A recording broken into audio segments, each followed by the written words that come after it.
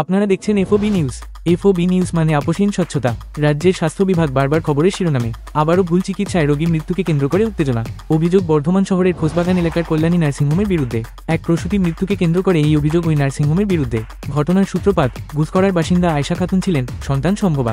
আয়েশা খাতুনের চিকিৎসা ডাক্তার প্রীতম পালের তত্ত্বাবধানেই ছিল, কিন্তু আয়েশা খাতুন সদ্যজাতের জন্ম দিয়েই মৃত্যু হয়। মৃতার পরিবারের অভিযোগ, ভুল চিকিৎসার কারণে মৃত্যু হয়েছে প্রসূতির। ঘটনাস্থলে বর্ধমান থানার পুলিশ পৌঁছে পরিস্থিতি সামাল দেয়। তবে কল্যাণী নার্সিংহোমের বিরুদ্ধে এই ধরনের অভিযোগ এই প্রথম নয়। একাধিকবার এই নার্সিংহোমের বিরুদ্ধে ক্ষোভ উগরে দিয়েছেন রোগী ও আত্মীয় পরিজনেরা। চিকিৎসার গাফিলতিতে প্রসূতি মৃত্যুতে আবারও প্রশ্নের সম্মুখীন এই নার্সিংহোম ও নার্সিংহোমের চিকিৎসা ব্যবস্থা। Bureau report, FOB news.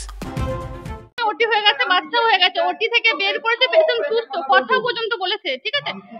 এই সন্ধ্যেবেলায় ভাঙচুর কিছু করেনি, ভাঙচুর নয়, জাস্ট ওটা খুলতে গেছে, রেগে মেগে আর ভেঙে গেছে। ভাঙচুর করে কি করবে? পেশেন্টের কত হবে এখন? এই 24+ হবে। 24+ বিনা চিকিৎসায় মারা গেছে, জানেন? এইটুকু বয়সের, সিজার হয়েছে, বাচ্চাটা সুস্থ আছে, কিন্তু ও তো বিনা চিকিৎসায় মারা গেল। এবার বাচ্চাটার কি হবে? কিচ্ছু বলেনি, শুধু একটা সকাল এই যে ইনি কথা বলেছেন কালকে আমার সঙ্গে, ডাক্তারের কথা হয়েছে, বললো সব ঠিক আছে, পেশেন্টের মাও ঠিক আছে, পেশেন্টও ঠিক আছে।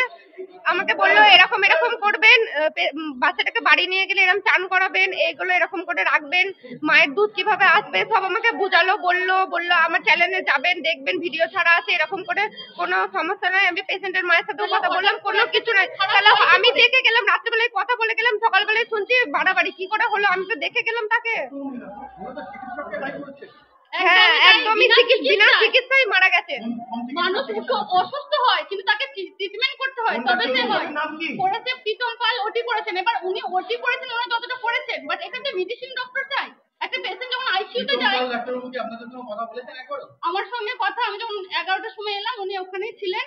ওনাকে আমি বললাম, উনি বললো আমার যতটা করার আমি করে দিয়েছি। এরপর মেডিসিন ডক্টর, আমি যে দেখেছেন, বলছেন না আমি ডাকিনি, এগুলো তো ডক্টরকে ডাকবেন, এগুলো তো রিসেপশনের কাজ, তাই না? গাফিলতি, যে এত বড় একটি গাফিলতি, ছোট্ট শিশু তার মাকে হারালো, কি বলবেন?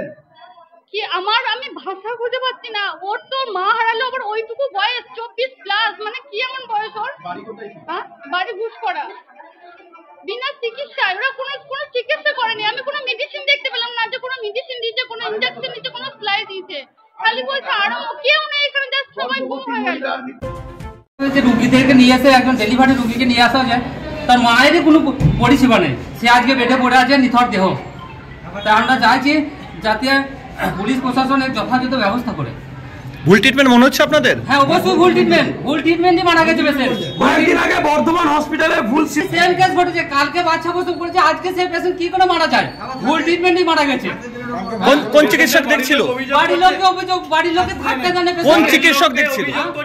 আমাদের ভুল ট্রিটমেন্ট, আমাদের রোগী মারা গেছে। চিকিৎসক বাড়ির লোক অভিযোগ করছে যে হ্যাঁ, এটাই ঠিক। তাহলে কি সেই ভুল সিলাইন কাণ্ড আবার কি বর্তমানে এই নার্সিংহোমে ঘটলো? হ্যাঁ, অবশ্যই এই নার্সিংহোমে সেই ভুল সিলাইন কাণ্ড দিয়ে আমাদের পেশেন্ট আজকে মারা গেছে। কোন চিকিৎসক কি করছে? প্রশাসন কি করছে? প্রশাসনে আমাদের সামনে একজন ওসি বাবু দাঁড়িয়ে আছে, দেখা যাক ওনারা কি ব্যবস্থা করে আইনত। আমরা আইনের হাতে ছেড়ে দিচ্ছি যে আমাদের নিথর দেহটা যেভাবে আজকে পড়ে আছে। একটা ছোট্ট শিশু তার মাকে হারালো, একটা ছোট্ট শিশু তার মাকে হারালে, একটা পুরো পরিবার দণ্ড হয়ে গেছে। এই রমজান মাস চলছে, এই রমজান মাসে একটা পরিবার দণ্ড হয়ে গেছে। প্রশাসনকে লিখিত আকারে জানানো হয়েছে? প্রশাসনকে এখনো লিখিত আকারে জানানো হয়নি। প্রশাসন এই মুহূর্তে আমাদের বাড়ির লোক 3 জনকে অ্যারেস্ট করে নিয়ে গেছে। তাদেরকে 3 জনকে এখন প্রশাসন আপনাকে সাহায্য করছে শুনলাম, সাহায্য করছে না প্রশাসন? এখনো পর্যন্ত কোনো প্রশাসন আমরা সাহায্য পাই নাই।